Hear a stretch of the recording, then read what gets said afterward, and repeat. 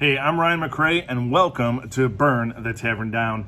Today, what I'm talking about is how to use the concept of war in your Dungeons & Dragons games or whatever role-playing game you got going on, just to come up with some great adventure ideas. What war does is it gets your party involved, their stakes are high, and they're motivated to get on their horses or whatever they're riding that day.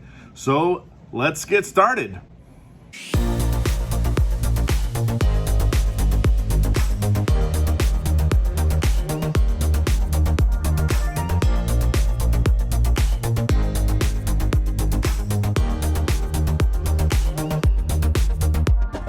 So the concept of war, it gets your characters motivated to get moving. If there's a threat of it, or they could bring peace to a war finally, or they have to act as agents during a war, it adds a lot of excitement.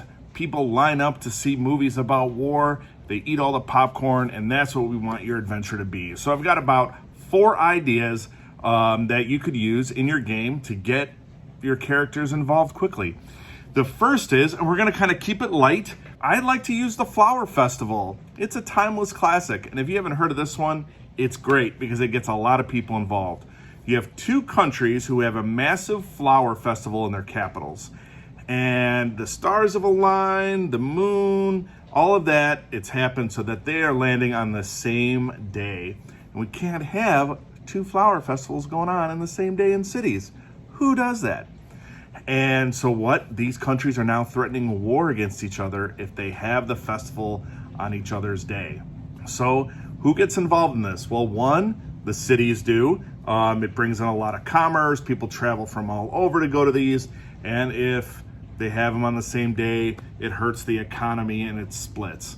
2, druids get involved. And there's 2 camps of druids. One, there's a lot of druids who love the flower festival. They're all about nature and people celebrating, and they get a little spotlight. But then there are druids who are like, don't cut the damn flowers down. That hurts nature. People shouldn't be making a profit on the flower festivals. So you have some druids you could get involved in this conflict. The second, wizards and alchemists. That's where they go and get their ingredients for their spells, for their magic items, whatever it is. That's where they go pick up the goods. There might not be enough goods to go around. Third, thieves guilds. They love to pickpocket during this time. So having 2 festivals kind of splits up what they can do, and their net worth kind of takes a little bit of a hit. The other group, it's kind of big scale, would be the gods. So the water god gets involved in this. The flora fauna god gets involved in this. They have opinions on it. It might affect clerical powers. Clerics might fight because of it. They might be a bit angry. Who expects the flower clerics to be angry? Well, if you have a flower festival in 2 cities, they're going to be pissed. So flower festival is going to bring some fun. You can learn about flowers. You could bring that in, certain spells. So that's idea number 1, bringing in the flower festival.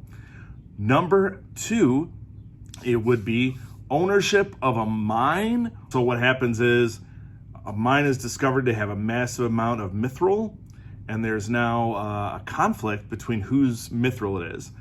It could be the elves, it could be the dwarves. So there's kind of a little war going on. And spoiler alert, if you have a dwarf or an elf or both, they're going to have to pick sides on what this war is about.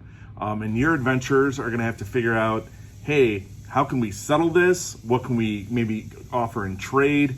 The war seems to starting to be escalating, and maybe enemies of the dwarves and elves take advantage of it. Hashtag drow, hashtag orcs, hashtag whatever you want, because it's your game.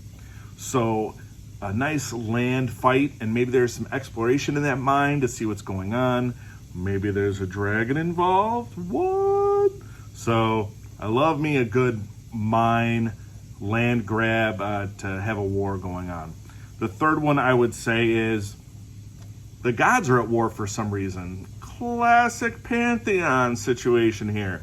So one day, you wake up and the fire clerics are angry at the metal clerics, and they actually don't know why, but their gods are fighting, and so it spills over. Little trickle down anger happens, and they start fist fighting in the streets.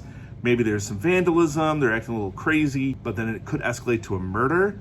And you can find that blacksmiths can't work because the fire god and the metal god aren't getting along.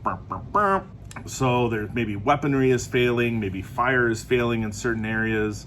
But there is a war that's starting to brew. And so how do your characters break peace amongst the clerics and the gods?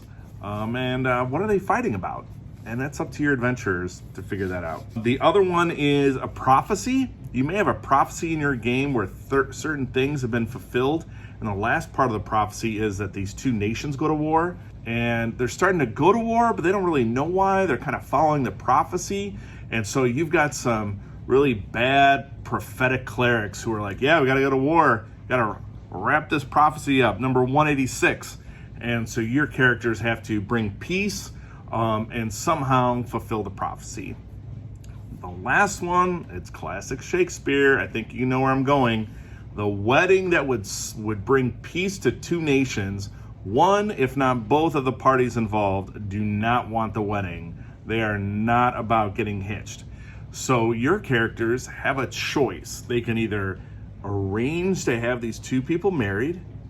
Maybe they convince, cajole, whatever it is, so that there's no more fighting that's been going on for years. Two, they are on board with love and they're going to help one of the people escape out, smuggle them to the person they're really in love with. They know that if they don't get it done, war is going to happen, and that's no bueno for anybody. If you use war as a motivator to get your characters in action, it's hard for them to ignore it. They're going to bust out of that tavern and get to work because no one wants that war to occur,